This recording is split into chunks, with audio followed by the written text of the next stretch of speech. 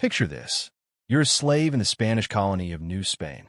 Every day is filled with hard labor, brutality, and fear. But one man, one leader, decides to fight back. His name was Gaspar Yanga, and he didn't just fight back. He led one of the earliest successful slave rebellions in the Americas. He founded a free settlement deep in the mountains and held off the Spanish Empire for decades.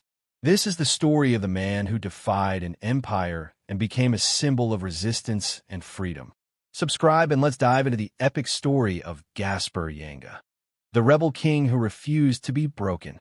Gaspar Yanga's story starts not in New Spain, but in West Africa, likely in what is now modern-day Gabon. He was no ordinary man. He was believed to be a prince, descended from African royalty. But his life took a dark turn. In the early 1500s, he was captured by slave traders and shipped across the Atlantic to the Spanish colony of New Spain, modern-day Mexico. Yanga was forced to work on a Spanish sugar plantation, a brutal life of endless labor under the scorching sun. But even in captivity, Yanga knew one thing. He was born to lead, and he knew that freedom wouldn't come unless he took it himself. In 1570, Yanga had enough. Under the cover of darkness, he led a group of fellow slaves in a daring escape.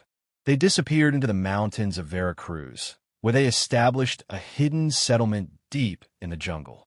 They called it Palenque de Yanga, a free village where former slaves could finally live without chains. But freedom wouldn't come easy. The Spanish authorities weren't about to let a group of runaway slaves thrive in their colony. They sent soldiers to crush Yanga's rebellion. And Yanga? He met them head-on.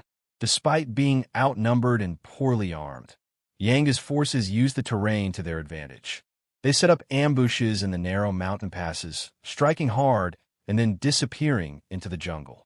After years of hit-and-run battles, the Spanish were humiliated. They couldn't defeat Yanga. The Spanish authorities had to make a choice: keep fighting Yanga or try to make peace. In 1609, Yanga made a bold move. He offered a treaty. He promised to end the raids and allow Spanish authority over the region on one condition.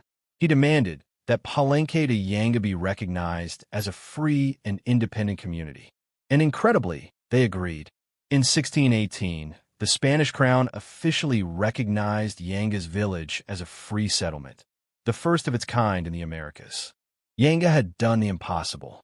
He had turned a group of escaped slaves into the first community of free Africans in the New World. Yanga ruled over his settlement for years, ensuring that his people thrived. And long after his death, his legacy lived on.